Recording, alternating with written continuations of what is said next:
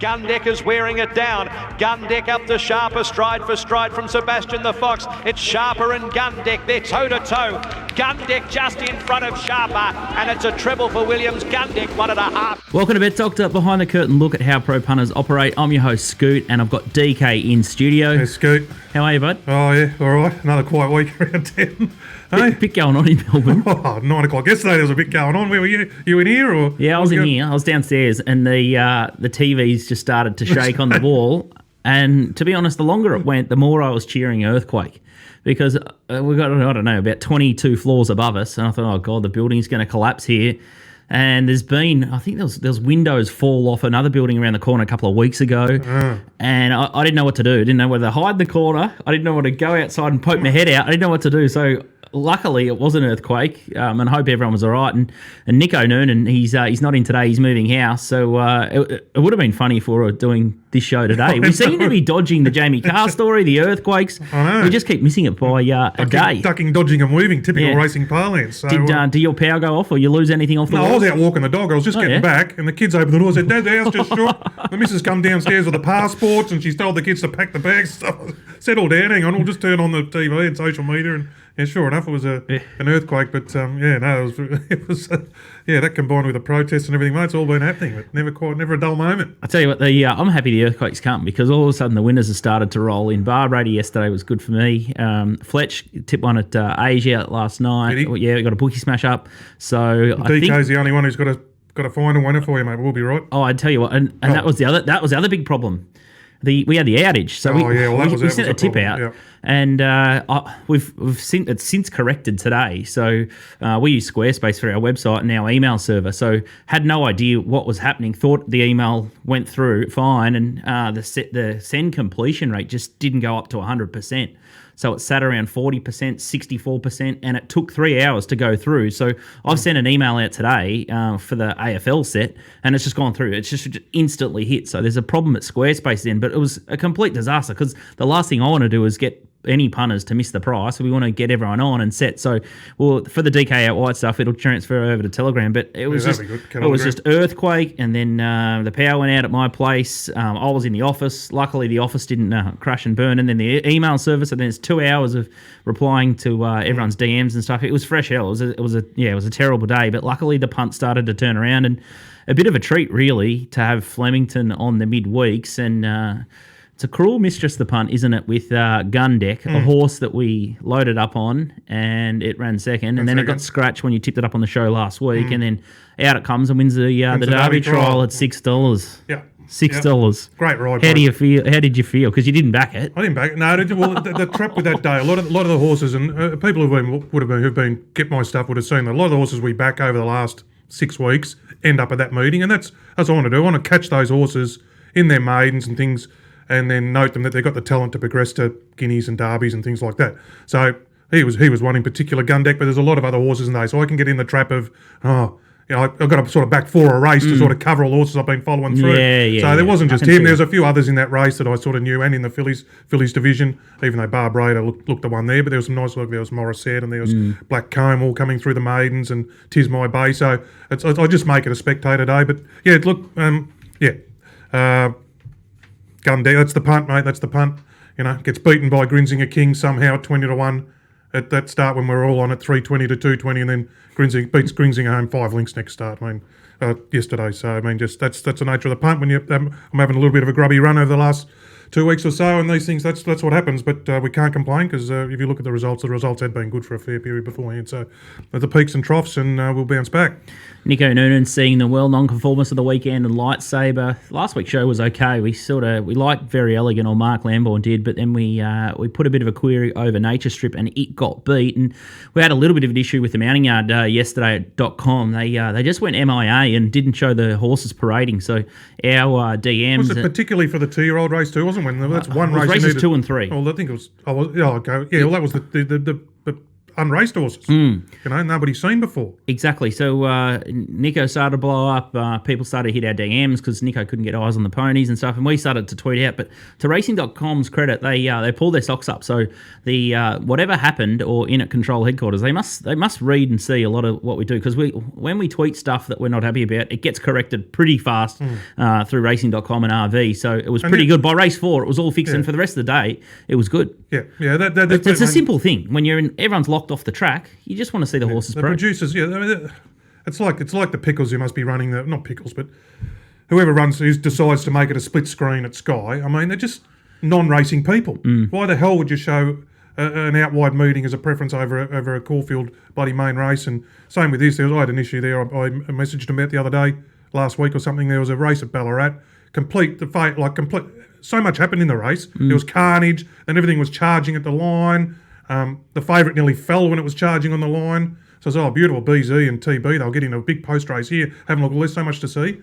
No, then we had to go to straight. Oh, no, we've got to go to an interview with Joe Pride. So I messaged him. I said, what's going on here? I know the producer wants to go to Joe Pride. I said, mate, please. Yeah. That's one race where there's so much to see in the post race. The producers have just got to show a bit of racing nous, Anyway. Yeah, it's a worry. There's a couple of horses that I might talk about later that I didn't mind. One of the Hayes Camp, Port Guillemot, was a nice little closing run, but they made a couple of winners yesterday, which is good for them. They might be turning things around. Maybe they're not. I was just thinking about it. They're not having any coming up through the maidens, which is a bit of a worry this time of year.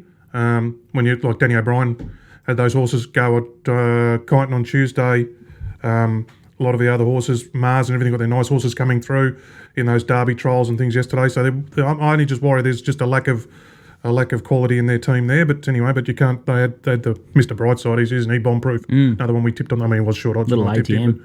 Anyway, wish them the best. Looks like the RV have got the grand final weekend fixturing pretty spot on. I love the Valley on Friday night. Moir Stakes meeting, Sandown. I like the way that they've tinkered with that. And then Mornington on Sunday. It's perfect for me. It works for me. What are your thoughts? Yeah, love it. Yep. No, they've had a good think about that. And I've been to pre-COVID, been to that Friday night meeting for a big day. It's all, and the other times as well when they run Friday night meetings before. I think the one at over the Spring Carnival, the same thing. The one before Derby Day. It's a great out at Moonee Valley that night.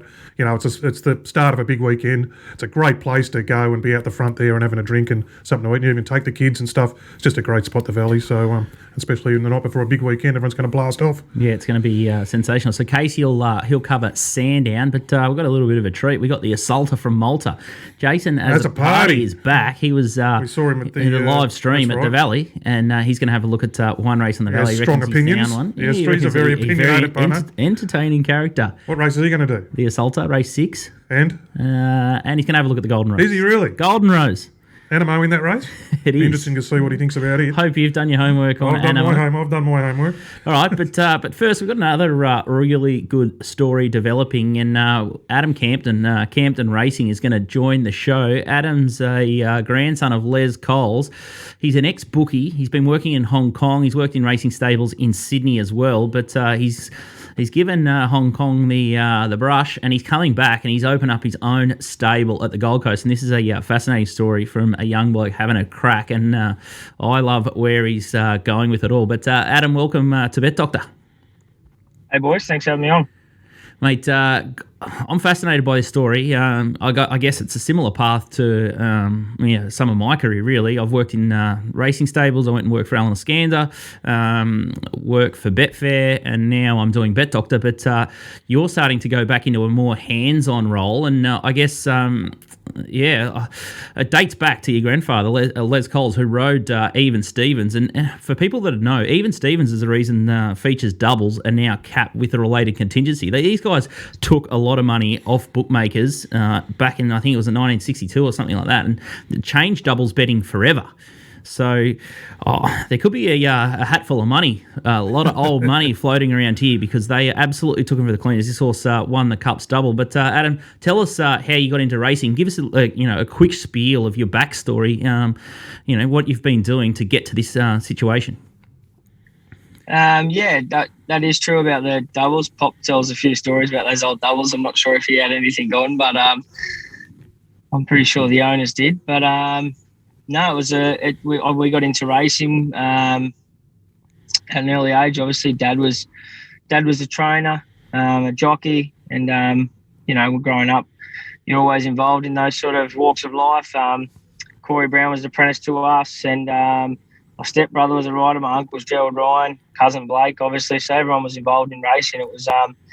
It was sort of something that I didn't want to go down that path just because everyone was doing it at the time. But it soon hit me. I said even yesterday when I was talking to someone, I remember going to, the news agency and buying Best Bets and taking them to school and having them, in between my books. I was starting to get fascinated about 11, 12 years of age, and obviously watching those good horses on TV with Dad in the living room. It was definitely something I fell in love with pretty quickly, and I haven't looked back now. It's something I couldn't imagine doing anything else right now. And what about your bookie life prior to going over to Hong Kong? Who'd you work with? Yeah, obviously Bet Choice, then Unibet. Mark Morrissey took me on. I was pretty wet between the ears. Actually came through Brian Haskins. I was sitting at home one day and he said, I was just talking to a few boys. They're looking for some blokes to go in and work. I went down, threw in my resume, and Mark just said straight away, no, you got the job. Come in, have a crack. Obviously thought I knew a bit about the form, but going into Bet Choice, it taught me a lot. Obviously, I still remember my first day there. Actually, a punter took me for an absolute fortune, and I felt honestly sick. Probably bet him way too much, and Mark Morrissey said, "Don't worry, just keep chipping away, and you'll get better at what you're doing." And it did. It honestly did teach me a lot. It taught me a lot about the game, taught me a lot about life, and I must thank Mark for giving me that opportunity. Phil Moyes was also great to me, and a lot of characters. I met some great friends, and it's something that I look back now and I cherish every moment that I did work for them. Yeah, that's the bookie life's great. Back in those days, in the Bet Choice, that's the beauty of it. It's unlike working for a bookie these days. Back in that day, and particularly with Bet Choice with Mark and Phil Moyes and things like that, we did. They were form analysts, and they would have taught to Adam, and he would have learnt the old school way of doing the form and making a book and things like that. And I can really sympathise with one day at that day where they ran the Geelong Stony Creek and Echuca Cups. When I was at Mark Reed's, the biggest punter there. I was there on a Sunday nearly by myself, and he stripped me, and I couldn't sleep. I was sick, and I just break the news, and I said, "Don't worry about it. He'll keep turning it over." But I felt sick. I'd done that much money, every favourite steam to the line. But it's a great, and going into horse trade, that's just a great base for Adam to go into this part, because he'll have that background. I think he'll know, having been in Hong Kong, that John Size did form under and worked for Mark Reed, and said that in helping him place horses and where they can step and how they move through their grades, it's a really integral part, and I think that's going to be really good for Adam going forward. Absolutely.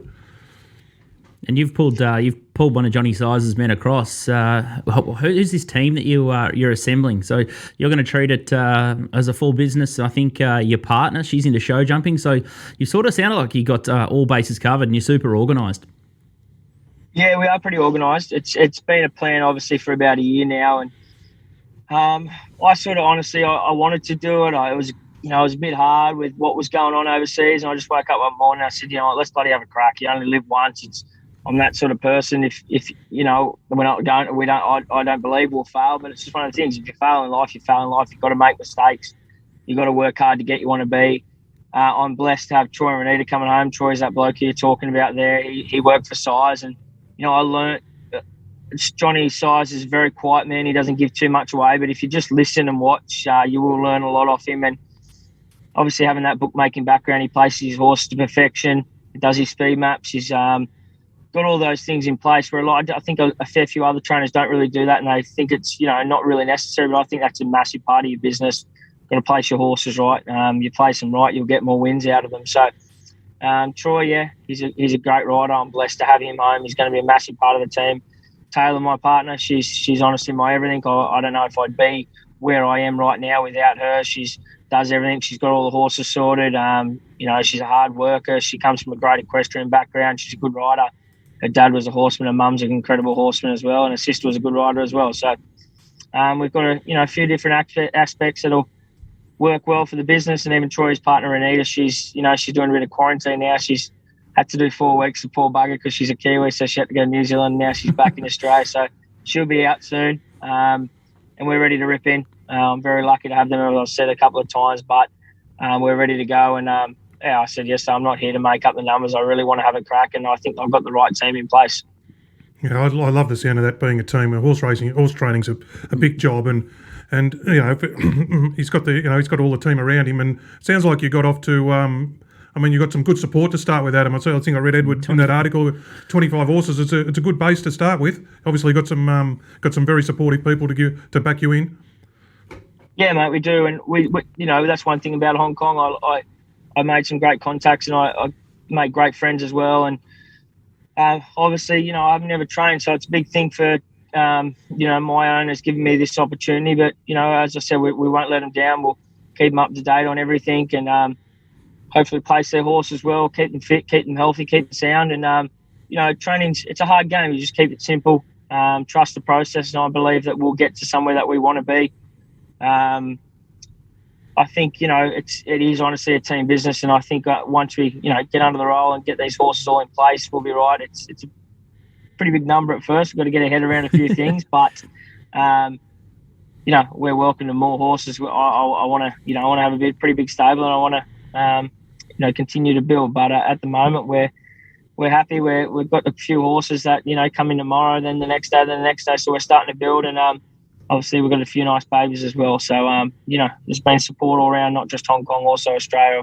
Had some great support as well. But hopefully we can repay them and train them some winners. Has, had this been in the pipeline for a little while, Adam, or was it sort of the COVID and the issues with Hong Kong has that sort of fast-tracked it a bit and I suppose made it easier to bring you back home, and you and your wife and your business partner? Yeah, definitely. I wasn't really homesick. I miss my parents and my family and my mates. That was probably the main thing. And but you sort of we had that one opportunity to go to Hong Kong, and I didn't want to come home too early in case I thought it was too soon. But the last few years, it's been in the back of my mind. I believe that we can do it, and I as I said, I've got Taylor, and she's going to be a massive part of our business. And I just believe that it was the right time to come home. Her sister had a little boy that she hadn't seen for nearly 2 years. We hadn't seen our parents, she hadn't seen her parents. So it's one of those things, life's too short. So we come home, bit the bullet, and thank God Troy and Renita also wanted to come home, so it's worked out perfectly. And the 3 of us are back. Renita's still going through quarantine, she'll be out soon. So it definitely fast-tracked it that little bit, but I'm very grateful for the Gold Coast Turf Club. I called them really early to have a chat with them because I knew their business was going to start going through the roof. So they've been great to us, they've supported us, and hopefully we can repay them. Yeah, the Gold Coast sounds like, Lee Friedman's gone there. I think John Moir's going there. I heard Kello the other day in his interview, they said, you're not going up to the Cairns Amateurs this year? He said, look, it's a 2.5 hour flight. There's a bit of COVID around. He said, I live 3 minutes from the Gold Coast Turf Club. It's beautiful up here. I just go to work, ride my work, ride at the meeting. Nice, it's a bit of work-life balance as well, in a beautiful climate. So sounds like a good spot to be. Sounds appealing. I might go myself. Adam, I guess Michael Costa made the move from Warwick Farm, and I think it's just a great place for a younger type trainer to go up there and ruffle the feathers of some of those old prehistoric Queensland trainers. I think it's a really smart play. It's a nice little pond. Costa's been flying. Well, Costa's been flying, and you can just zip across similar young bloke, the border. You can ambitious. Terrific with he's just, you can see a lot of similarities, I think, and absolutely. Hopefully, Adam gets up and does well with him. So I think, this is a wise move, and it sounds like you've got all the building blocks in place. So I guess the question on everyone's lips, when's the first runner going to come out in the Campton Racing colours? I purchased one yesterday, a bit of a stayer from Melbourne, so just waiting for him to get up. Here. Hopefully we can get him up here in the next week or two and give him a little freshen up, keep him ticking over. And I think in the next 3 weeks I've already seen our little 1,800 metre race around the corner, hopefully 2,200 metre race. So hopefully we can get him fit enough, ready enough. And I think, he's definitely got the form to come up here and go bang. We've just got to get him ready. Also got a couple of other tried horses that are just not ready yet. A few of the babies. I've actually got a really nice little Spieth colt, which, a few people laughed at me when I bought the Spieth colt, but I loved him as a racehorse, and this bloke just reminded me so much of him. So hopefully we can get him up and ready, and it'd be an absolute dream if I could get him to the Magic Millions. But obviously the first runner I'm tipping hopefully the next 3 weeks. Beautiful. Yeah. Speed still gives me nightmares. Newmarket. Oh, poor old Bryce Hayes. And Brad Brewer on the grouse odds. Yeah. Yeah, there's always a million stories, and it looks like you've got another one, Guy Dragon, that the grey horse too, that's ready to hit the scene from Hong Kong. But Adam, we wish you the best of luck at the Gold Coast. So make sure you check out at Campton Racing. I'm sure he's going to get a website. Have you got a website up and going yet? Yeah, it is there. We're just getting on to prison. They're getting it sorted as soon as possible. We've got a few technical issues, but that'll be up soon. But thanks so much for your time, boys, and always happy to help out when I can. All right, we'll definitely watch that story with interest. Young, bright kid who's got a really good history, I guess. It's in his bloodlines. Blood, yeah, and he's got the bookmaking. He's got the form on the board. He's done Hong Kong. He's done the Hong Kong journey and just knows the game inside out. So I think he's set for success there. And been well thought out. Yeah, this is a really deliberate ploy here. So Campton Racing, we thank Adam for his time there, and we wish him the best of luck. And I think that's definitely a story worth following. And if you're going to buy a horse we've been talking about for a little while, we're going to start pulling the trigger with Roll the Dice Racing soon, probably at the next Gold Coast Magic Million sales, and we'll try and find some tried horses through Eagle Kelton, and we'll try and send those guys some horses too. But I think that's going to be a part of our next year's strategy, is to find some yearlings and some tried horses, and start taking some of the prize money off these breeders and the rest of the industry. Sounds like may as well. There's a fill up there to be had, so we may as well join in. If you can't beat them, join them. All right, we'll take a quick break now, and we'll come back and we'll preview Sandown. If you want to get your head screwed on with the form, make sure you check out puntingform.com.au. They've got the sectional times, the benchmark data, so you can find horses that are going on the up quicker than everyone else that doesn't have puntingform.com.au. Incentivise is a great example, and sometimes your eyes will deceive you, so puntingform.com.au will get out that bias. All right, we'll take a break, and we'll talk Sandown next with Casey McCutcheon. Welcome back to Bet Doctor, behind the curtain look at how pro punters operate. I'm your host, Scoot, and I've got DK. Nico's MIA, he's moving house, but the super sub is the Hugh Jackman of bookmaking. It's Casey McCutcheon. You all right, Case? Gee whiz, good morning, Scoot. Lottery will get you everywhere, you know that. But it's a great honour to be filling in for the red-hot shoes of Nick Noonan. He's been back in that many winners. He's moving house today. He's upgrading the crib. So if you see him around the South Yarra Toorak area carrying a couch, make sure you give him a hand. He's on fire, our man Nico. His mounting yard mail's available for $11 per meeting. It's a steal, and he's doing it all off the TV. So heaven help us all. Once he gets back on course, he's going to absolutely dominate. So as long as racing.com have got the ponies on, he's happy to play. All right, Case, it's a feast of racing. The Valley on Friday night. I know how much you love the Valley. DK and I were just talking. The fixturing for grand final weekend's a beauty. The Valley, Sandown, Mornington. We think that RV got this right. I think this is the best setup I can remember. It's just the best way they operate. Just need another They've just tweaked it a little bit. Yeah. Sandown, it used to be just Mornington. Now it's Sandown into Mornington. Just need another out wide meeting on Sunday for those of us who don't really like Mornington. betting at that funny figure eight track or whatever it is. Have we got a public holiday this Friday? Yeah. Yeah, and there is Coleraine and Benalla on, so I'm happy with that. But then I've got nothing. I've got Sandown with no Saturday provincial, Sunday Mornington with no provincial. So just another little meeting at Horsham or somewhere would have been lovely on Sunday, just for us punters who like betting up in that neck of the woods. Anyway, but apart from that, play on. Any other thoughts? You have a mental health day on Sunday after Gundek yesterday. DK maybe just put the feet up and Gundek, yeah. Anyway, celebrate. Anyway, we've already spoken about it at the start of the show. The horse that beat it the other day, he beat home 6 lengths yesterday. I mean, beauty. 320 to 220. I haven't found a 320 to 220 since. All right, let's kick ahead to Sandown race one. The Tobin brothers. So let's celebrating. Help myself there. Race one, and so we're at Sandown, punters. I love it. No history lessons today. Underwood Stakes Day is at Sandown Hillside this year. No Caulfield, so I'd like to try and get the punters or get myself up to a flyer. And I've had a bit of a look at race one, which I think there might be some value lurking. Obviously, TopSport have got the market up there, and you can see Estelle Larocca is a worthy favourite. A couple of lengths off probably the B grade sprinters in the country last start. Portland Sky, September Run, and the Inferno ran really well up front on speed in that McCUTCHEON. So it's come up 6-4 favourite. Now the query is when you have to squiz at the map.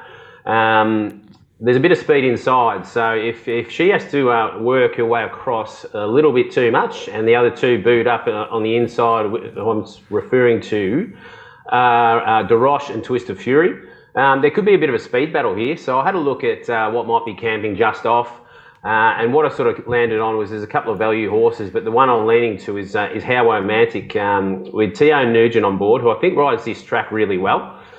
This is its piece of work earlier this month, and it's kind of what I want to see from a jump out. It's just a horse that gets to the line under its own speed, just improving. It's the widest here coming around the turn at Ararat. So there's a couple up front that are obviously going a bit harder than the others. And then there's the third horse on the rail, which came out and won at Sandown here a couple of weeks ago, Serlio Miss or something like that. So the one on the rail has won since, and this is How Romantic, just cruising home for fourth in this jump out, and then galloped really well last week at Sandown. So the reports are she's come back really well. She's got good fresh form. The query on her is it is 1,000, and if it gets too juicy, this track should be a 4 or 5 by Friday, and then we see how much rain we get on Friday to see if it starts heading toward the 6. If it's 6, I mean, just be a bit pensive here because she prefers it dry. But I think that she can be the one just camped off these 3 on-speed horses and maybe just coming home over the top. Diamonds in the Sky is from the Snapper race. Sorry to bring that up, Scoot, but she just got too far back in that race. Got home with the quickest last 200 of the day. Way too much to do, but really nice run. And as long as she doesn't get too far back, she could be sitting next to How Romantic and launching a similar challenge. So we got $5 and $7 about each of those. I think Estella Rocker is a risk. She's into her 6th run of the prep. She did have a couple that were sort of month space between earlier in the prep, but coming off a big race, McCUTCHEON, 6th run of the prep, she hasn't been there before. Yeah, there's got to be some risk associated with that. You go. I don't hide my disdain for 1,000-metre races. I've got disdain there, and I don't hide my disdain for dual acceptors. And he's trying, poor Case is trying to find value around the favourite, and it's dual accepted Friday night as well. I mean, it has drawn wide Friday night, but he's a speed horse anyway, so it rolls forward. But it's drawn 10 at Friday night's $4 chance or $2.50, so we still don't know which way it's going. But yes, but How Romantic, yes, he looks. It's not really a 1,000-metre horse, but if as he said, it could set up for it to run on over the top of him.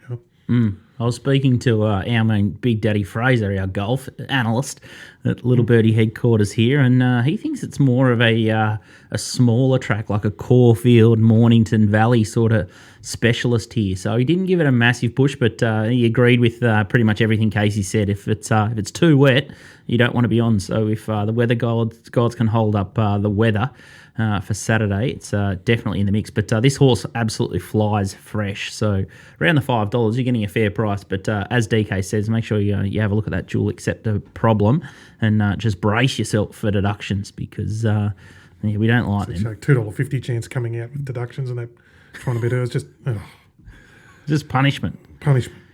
Anyway. All right, let's have a look at race 6. I might as well let just Case do the odds reads. I've almost lost my job here. Floating Artist's favourite, $3.80. $4.60 Dr. Drill was game. Gets Joshy Richards, 3 kilo claim. I don't mind Joshy Richards. Skyman, $5. Don't Doubt Dory, $5.50. Gets me a bit peckish. And then we've got Only Words from the Waller Camp at $8, and that's all the horses in single digit figures. But you were quite buoyed by the win of Floating Artist last time, Case. Talk us through this little replay. Yeah, well, again, I'm back in the T.O. Nugent camp here, and so we were Floating Artist. It was the last race of the day at headquarters a couple of weeks ago. Right about now, looks pretty under the pump. Challenged at the 300. But really finds, and just watch it hit the wire. It comes away from every horse in this race, including a couple of decent ones in Persan. The only horse taking ground on it is Defibrillate, who we know gets home like the wind. I just really like the way that this horse lobbed. There's not a lot of speed in this race at Sandown. It looks a very similar sort of setup. So I don't think it's not badly off at the weights, and I just don't see why it doesn't lob in a very similar spot to what it did in that win at HQ. what it was able to do was just tactically put itself where it wanted to be. I think Teo is going to know exactly what he's going to want to do from this gate. There's not a lot of speed in the race, but that horse there just showed it was able to quicken under pressure when asked. That was a pretty slowly run middle section there, and I think it's going to be the same here.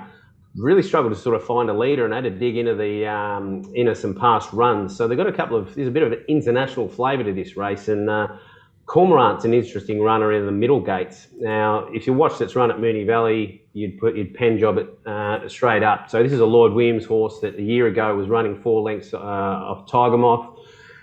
It's an on-pace galloper. So from gate 2, I expect it to be prominent with Alana Kelly.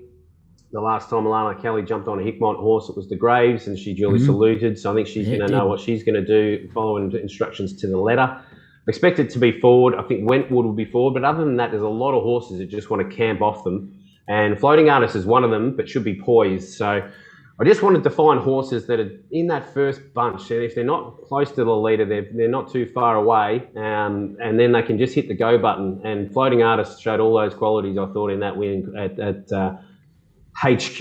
And the work since that win has been, quote unquote, enormous. Yeah, I like this horse. Picket fence. Starting to build a nice little picket fence. Just love what he did the other day. Loved how strong he was after the line the other day too, saying when he gets in that sweet spot of the Moir Eustace trained 2,000 plus, like I know probably not, he's 60 to 1 in the cups and whatnot, but one of those ones around the fringe, he can pick off a decent race in the carnival, whether it be right through the Sandown Cup or whatever. But he just keeps finding that horse and just keeps getting him. Teo will be better for the ride on him. I think there's no speed. I think he probably might even take it up, so he can just wind up at his own, and he knows he's just going to get stronger and stronger. So I think he might take it up and be hard to catch. Even though, I think he's Inverloch in that race. No, it's in the other race up north. No, it's not. No, so he looks hard. He looks hard to run down. You'd love to own a little bit of this fella. Someone I know has got a share in it, and it's just escaped me at the moment. Is one of your mates in the horse case, or someone's in this horse that we know? Well, my mate Lloyd Williams, he's in it, and Nick and those guys. No, I'm not sure who else is in it, but if there's a 5% going, I'll have it. All right, let's talk about the Underwood Stakes. Case, I need you to put your bookie hat on here and get odds courtesy of TopSport. Are you going to drink Zaki with a Mafia, or are you going to lay him to your nosebleeds here at the $1.28 Zaki, $5 Probabile, Superstorm 11, Chosen One 19, and 50 stars 31. Did you like my little Hilltop Hoods sort of gag there? Or? I like it. Did you get it? I like it. I like a lot of little nuances. You didn't laugh, so I just had to explain it. Very, very good, mate. No, excellent. On the white wrap, Australian wrap, I appreciate that there's a certain talent involved, but not your go. It's just not for me, and neither is betting in this Underwood. So what I'm going to do here, if I was on track with the old man, just on the front lawn at Sandown, I'd probably just go looking for the dim sim man and a couple of potato cakes. 5-horse race. No one's going to want to back the favourite. This is a horse to watch, a race to watch, punters. It's going to be interesting, and no matter which way you slice it, it's going to be probably a big day for the red and the blue on Saturday. Zaki, he just has that turn of foot that I just don't think can be matched in this race, and there's no speed. It's going to be almost like a bloody velodrome, wait for who's going to go race. He should be up the front, and Probabile, she'll hopefully give him a good test. That hopefully gives us a spectacle, because she is a star. So 1800, she's going really well. She ran really, really well in the Rupert Clark. So hopefully she takes it right up to him, and we see what he's all about. So that's what I want to see. I'm not going to get involved. I don't see how you can get a betting edge out of this one. But yeah, can Zaki get the red and the blue off to a winning day? I'm assuming the grand final's on Saturday, or Brownlow. What is on Wednesday now? What's going on? Yeah, Saturday night. DK's blowing up. Got the kids. Too late, mate. Oh, it's all right. I mean, you can see they want an out. No, it's not for the AFL to have their evening game because it coincides over there. But yeah, not ideal. Not for you. I didn't mind your work on the Twitter sphere yesterday. A rumble from Mount Buller, the earthquake from Mansfield, one of my hometowns. D's fans, if this isn't a sign, I don't know what is, said Casey McCutcheon on Twitter, @MintBet, some of his finest work on there. The D's, they might. Mate, I've got a few very, very pensive D's fans, and I think they should be nervous. I've got a feeling that might be Bulldog time, and wouldn't it be a sad state of affairs? My man, a long-suffering D's fan, gave them up and has just become a neutral football fan because he couldn't handle it. Couldn't hack being a D's man anymore.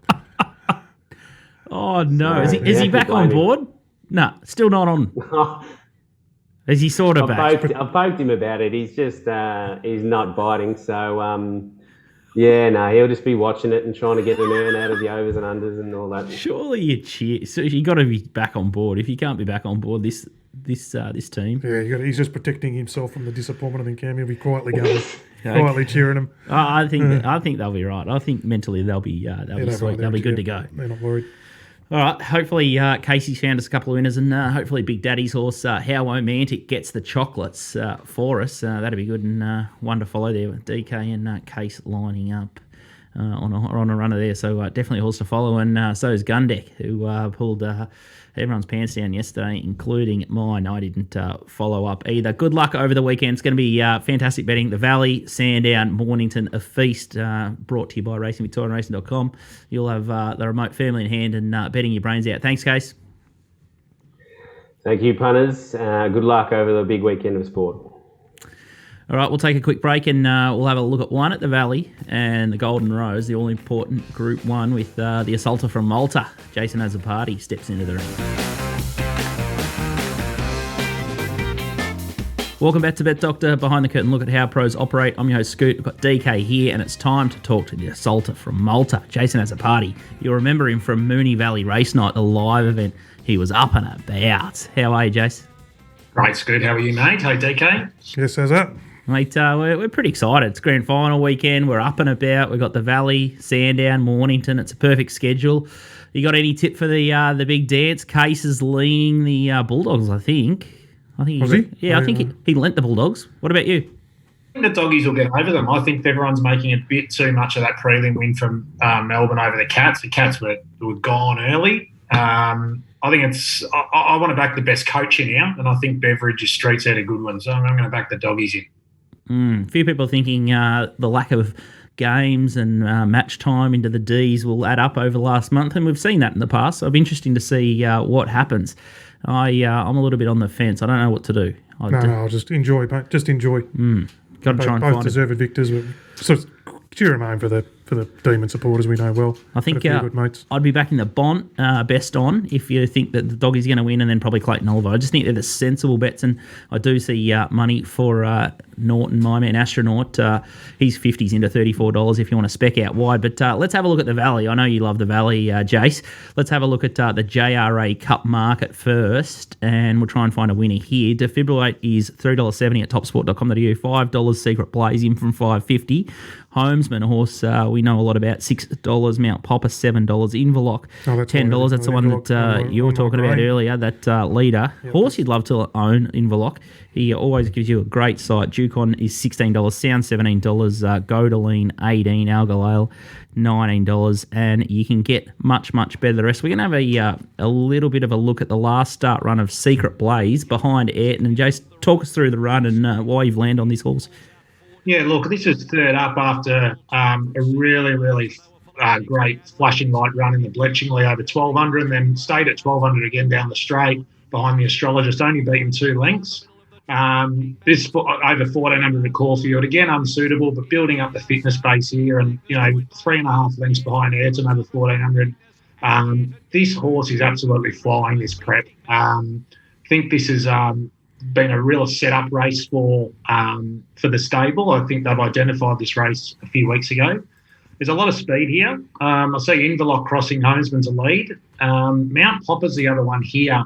From barrier 11, they've got a spot in the Caulfield Cup already, and I'm sure that Hawkes is going to want to get some fitness in it before the Caulfield Cup. So I suspect they go forward from 11 as well. So there'd be a charge to the first turn here. So I'm expecting a really solid pace. As I've said, Secret Blaze, it's all 3 starts his prep have been spot on. Look, it's a classy animal. Last prep, it ran second at 50 stars in a Blamey over Group 2 of a mile, when 50 stars was really flying. When I went back through its form, it's met the favourite here, Defibrillate, in the Pakenham Cup. Albeit that was 2,500 metres. They both SP'd 7-4 equal favourites. Secret Blaze gave Defibrillate 3.5 kilos that day and beat him fair and square. There's a 6 kilo turnaround from that race. Albeit I do acknowledge that was some time ago, but I don't think there's a lot between these two animals. I just think that Secret Blaze here is pitched in with 54 with Williams off a dynamite day yesterday. Give him a kick in the ribs. If he's shows intent and has him 1 out, 2 back to that first turn with a solid pace on. The only really worry for me is Homesman, class horse, but with that solid tempo that I'm talking about and other races in the spring on the horizon, I'm just gambling against it here, giving Secret Blaze 6 kilos and a fitness edge. So for me, as I said, I think the stable's targeted this race, peaking 4th up, 1 over the track and trip. And I'm very, very keen to back Secret Blaze tomorrow night. Look, the only thing that I have is a hesitation on the track. Obviously, when you're doing valley form and giving a narrative for it, you're going to have to adjust during the night if it is dynamite leaders. But I will do so if that's the case. But if it's just playing fair, this horse is an each way bet to nothing at the price, and I'll be having a significant bet on it. I absolutely love this angle. Love the horse. Love the setup, and this is exactly the sort of horse that I'd find. It just looks like a coiled spring ready to go up to 2,000 metres. It gets everything in its favour here. Gets a nice little switch with Williams on. I love Craig at the Valley on a horse like this. It's just this is an absolute. You've absolutely found a terrific bet in the card. I couldn't agree more. I'll be betting up as well. Sometimes the jury's out, especially with me. Horses off long spells. And then so they give him the 1,200 metre run, he goes terrific. Then they keep him at 1,200. I think that says how sharp he's come back. So he's been in 3 unsuitable races. Now the jump to 2,000, but he's a 2,000 metre horse anyway. With the big jockey switch, he's handled Moonee Valley 2,000 before. So it's just coiled spring, and he just obviously he's back in terrific order. Yeah. So and the other Wyatt Inverloch on the brain before, maybe not here, but a great rider choice for that horse, Linda on a leader, So I know it's well exposed Inverloch, but Linda is a very good rider for that horse.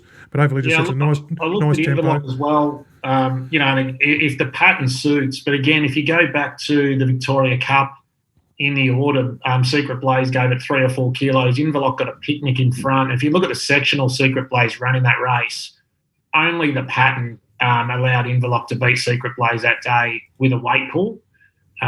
So again, I think I'm banking on a solid tempo and I'm banking on a fair track. And if I have those two variables, which I'll have plenty of data before this race to understand that, I do want to bet up. And look, I do have a bit of confirmation bias here. I've been telling my mates for about 6 weeks Secret Blaze was going to win the JRA Cup.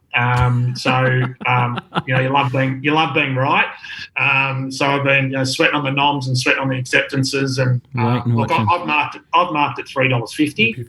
I think Defibrillate and Secret Blaze are the wrong way around in the market, personally. Yeah, the final piece of the puzzle is the rider. You got the hot jock on. Not Al Curry. Like Al Curry's a good rider, but he's not exactly setting the world on fire at the moment. Who normally rides for the stable and it's Craig Williams who's just in the zone. Rides the Valley really, really well as well. DJ. I was relieved not to see El Nolan or El Curry on this horse. Regular viewers of Little Birdie, and especially the Money Valley Night stream, would he's a very passionate man when it comes to jockey bookings, Mr. AZZOPARDI. You always know where you stand, right or wrongly, on his opinions of jockeys. I love it. It just it leaves no stone unturned, and it's always on the sleeve what he's thinking. Let's have a look at the market of the Moir Stakes. I guess it's the feature Group 1. It's not a race that I'd be diving into betting. It looks a bit of a nightmare, and it can be held to skelter, this one, over 1,000 metres. It's a beautiful strip of turf from my time with Marty Synan. This is probably the least used strip of turf in any of the premium tracks. This is beautiful grass, this 1,000-metre shoot at the Valley. Profiteer is $3.80 out to $4. The Inferno, barnstorming last time, $4.80 out to $5. Wild Ruler was good. Last time, $7.50. September Run was another cracking run, $9. Ballistic Lover, $10. Portland Sky, looking to make amends at $10, and then Trekking $10, Brooklyn Hustle $13, Swats that 17, Shakiro 31, 34, Miss Albana. Wow, it's this is an absolute belt of a race, Jace. You got any lean? I know it's awfully hard. Yeah, look, it's not a race that I would generally target. 1,000-metre races I try and avoid. Look, everyone's spruiking Profiteer and saying it's going to SP shorter. I've got a feeling it's a squib. So it's not a horse that I could be backing, but it'll be handlebars down with 52 and flying. Look, it drew 1, so I'd love to be on September Run, but Jay Allen from Barrier 1, it's not his specialty, and no one wants to be at 1 at Moonee Valley around the 1,000. So, look, the Inferno's a super horse. At the end of the day, there's probably going to be 2 lengths between first and last at the end, and you're going to need luck. So, look, no firm opinion from me. There's not many you could pen there. I don't mind a Profiteer at the weights, but yeah, as I said, I can make a case for about half a dozen runners here, and depending on tempo and how the race unfolds, a couple of these swoopers have got inside draws, and it might be a case of who gets the best run of those closing horses in amongst it. But yeah, it's definitely a raffle of a race. Any thoughts there, DK, or are you happy to leave? That's not really you. Stay in your lane, Jobby. 1,000-metre race. Wipe your... Yeah, I'm glad Jace agrees with me about 1,000-metre races. Good. Straight into the bin. All right, let's have a look at the main event on Saturday afternoon. This is definitely worth switching over the channel for the Golden Rose. It's going to be a cracker. And we tweeted out the other day, I think outside the Big Four, I think this is the best race of the year. So Cox Plate, Caulfield Cup, Melbourne Cup, Slipper, and I think this is the next best race for the year. You got the best of the best colts lining up, and sadly it's probably the last time that we see some of them. What are your thoughts on that? I think it's right up there, this race, DK. You're just numb to it, unless it's a collate maiden. You don't really give a rat's. That's right. And it's in North Korea as well. So. What do you think, Jace? Great race. I prefer this over the Everest. Amazing race. I think the market's identified Animo as the one to beat, and deservedly so, clearly. It's drawn 13 to 14, the Blue Diamond, had to go back. You could say it would have won that race, although Arteris was brilliant. Rachel King gave it a sore back in the Slipper from 15. It was enormous in that. And J-Mac went on in that Sires, and we saw what he did there. First up against horses that were second up in that run to the Rose, showed that he's back, which is what you want to see from a gun 2-year-old. Look, the interesting thing about this race is back to Rosehill. We haven't raced there for a long time. How the track is going to play, it's a good 4. It's 27, 28 degrees in Sydney today and tomorrow, not a cloud in the sky. It's going to be a real fast track out there. So how I see this race playing out is in the Congo, Gay up to 14, T. Clark. They probably know the only way they can beat Animo is to take it out of its comfort zone, and I think he's going to look to take off at the 600 and see if they can steal it at Rosehill. So if you're backing Animo, you're backing that J-Mac's going to be smart enough not to be too far back and aware of those tactics, which I'm sure he will be. Look, I do expect him to get over them. But, the Blue team have been targeting this race. They've got a Group 1 winner at 2. They want a Group 1 winner at 3 for stud. They're a business at the end of the day. It'll be kitchen sink at this horse. I do expect it to win. I do think it's the best horse in the race. I think the most intriguing part of this is what do they do after it? I've been big on a while that I think if they win this, they've got that Group 1 at 2 and 3. I think they freshen, troll in between and go to the Everest personally. Yeah, I'm calling it. I think Dominic Byrne will put his foot down and tell his godson to head that way. They've got the slot. There's no point running Trekking in it. And I think what gives you the most stallion value, the Caulfield Guineas or the Everest? So prize money's not the issue. It's only the stallion deal. I think they'll freshen and go to the Everest off a hot speed. It's going to suit something, as we saw last week in the way that sprint race was run. It would suit Animo down on 53 kilos in that race. So that's what I'm really keen to see him win, because I really want him to see him go the Everest, because I've got a huge multi going into it. I think the other horses here, just the only other possibles. Giannis had a big opinion of this horse as a 2-year-old. Didn't really fire. First up, Waller went forward on it, put it in the race, unlike Waller, and he's won the Dulcifer. Now look, that's a lower quality race than clearly the Run to the Rose. But Waller's been really clear. He's done this before. He's gone 1,500 back to 14, the Golden Rose with the Autumn Sun. Many times. I'm not saying Giannis is the Autumn Sun. I'm absolutely not saying that. But this is a good horse. He's going to the Caulfield Guineas. I think he runs he'll go forward again. He'll run out the trip if it's a fast pace. And he's $17 for the Guineas. If Animo doesn't go the Guineas, this horse could start favourite in the Guineas. And for all the believers in Artorias, unfortunately he's drawn 11, so he's going to be last again. You got to forgive his first two. It's been soft on fitness. They went slow in front last start. Group 1 trainers peaking for this day. Again, they want a 3-year-old Group 1 with Artorias. He's going to run a huge race. It's just Rosehill, that fast track. Can you come from last and win? I probably doubt it on race shape. But geez, if people are taking quaddies and that sort of thing, don't sack Artorias because he's got rolled at $1.60 last start. He's a good horse. He's a really good horse. So that's probably my summary of the race. I've got Animo going for plenty in Run to the Rose and Golden Rose doubles and then trebles in the Everest. So I'll be cheering it. But a great race. Oh, I'd be getting the rosary beads out on Saturday then. Here we go. Okay, so even money, Animo. So how can it be even money and remark $9 off what happened last start? I don't understand that. They SP'd the same. They SP'd the same. Remark drew 10. Animo drew 5. Now Animo draws 8. Remark draws 5. Remark played up. The key is going to be the paddock parade because Remark played up badly. Ran its race before it even got out in the gates the other day. I just think, how can it be one be $1.90 and now be $8.50? I don't understand that. Whoa, DK. And in the Congo there, you couldn't lead. There was a day at Kembla Grange you couldn't lead. You couldn't. It was all mid, like Animo had every possible. Sat off the leaders, come to the middle of the track, round them up. That was the pattern of the day. In the Congo, if there's any leader advantage there the other day, it's going to be hard to catch. I'd be getting the rosary beads out.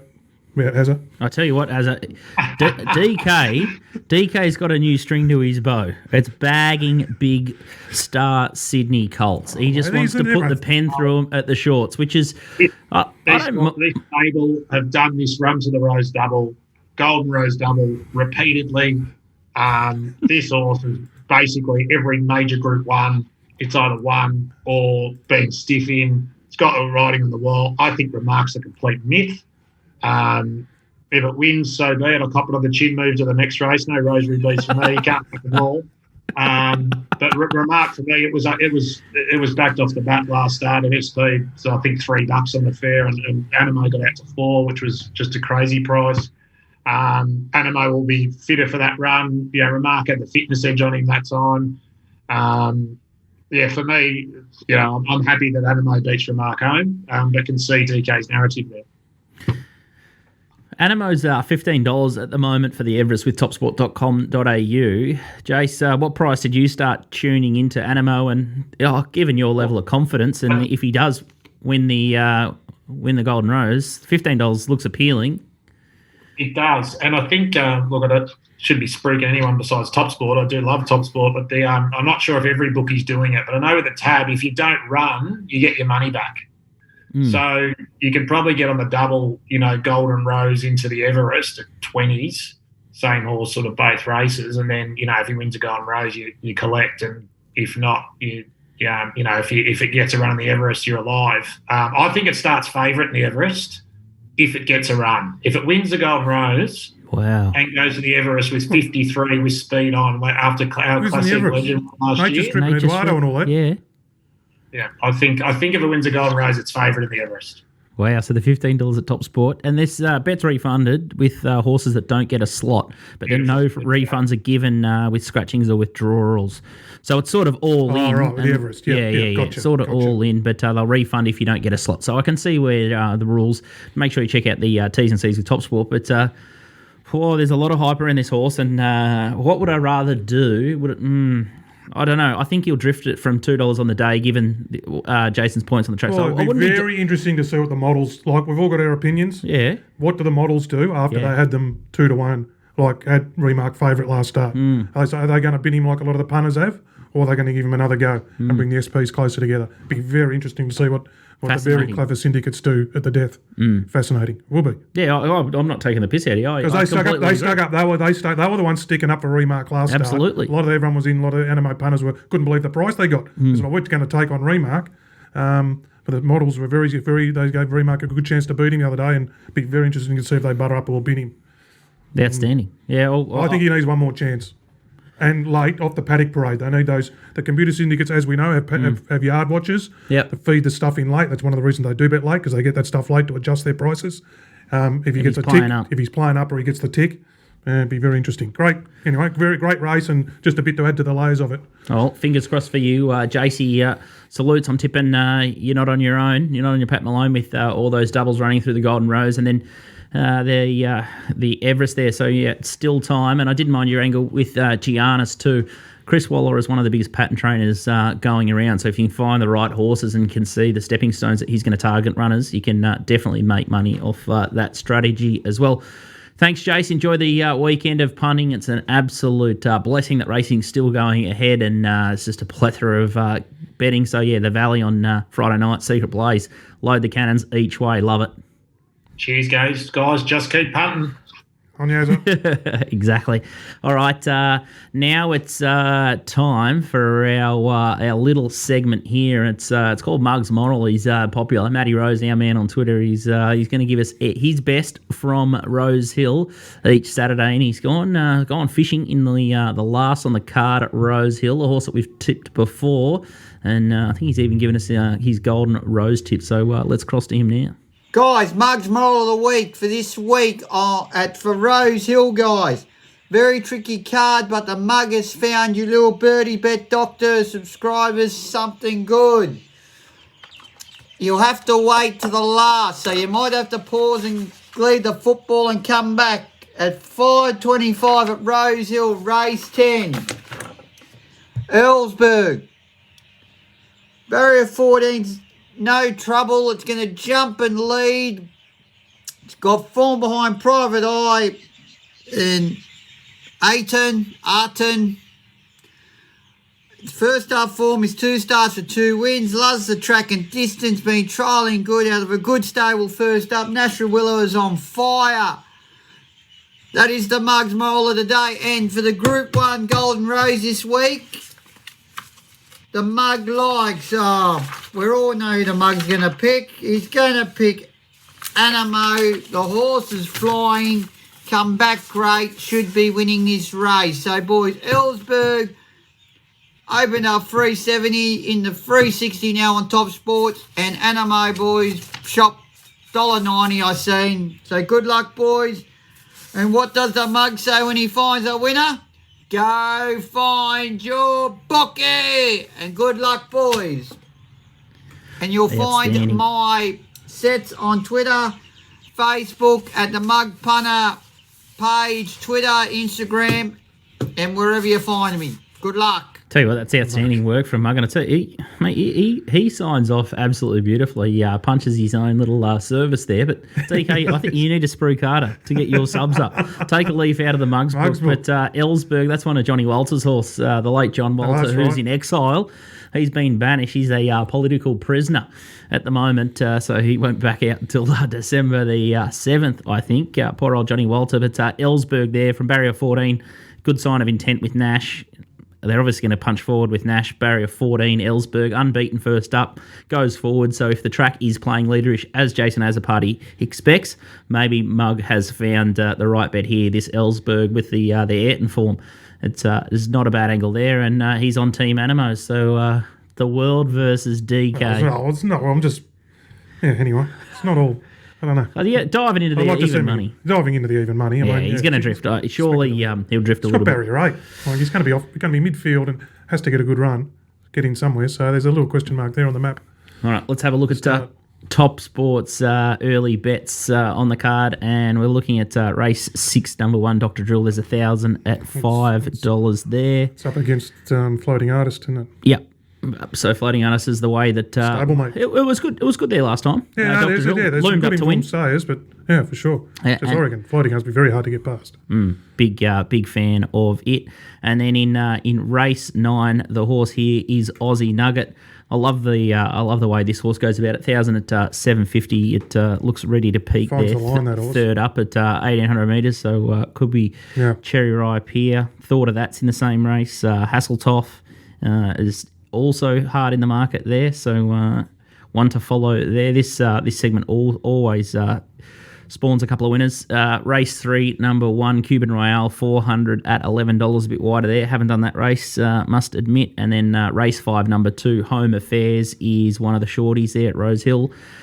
Race 5, number 2, and then race 10, number 8 is Bullfinch, 400 at $15. So that rounds us out. But as DK says, he's got a double header on Friday. So if you want the DK out wide, we'll send a new Telegram link. So make sure you paid up with your DK sub. So he'll send out a little bit of a warning. It'll be 5 to 10 minute warning. We'll trim that up now that everyone's got it on their phone via Telegram, DK out wide. And then he'll tell you what to bet and who's got the best price. So we'll get that sorted today.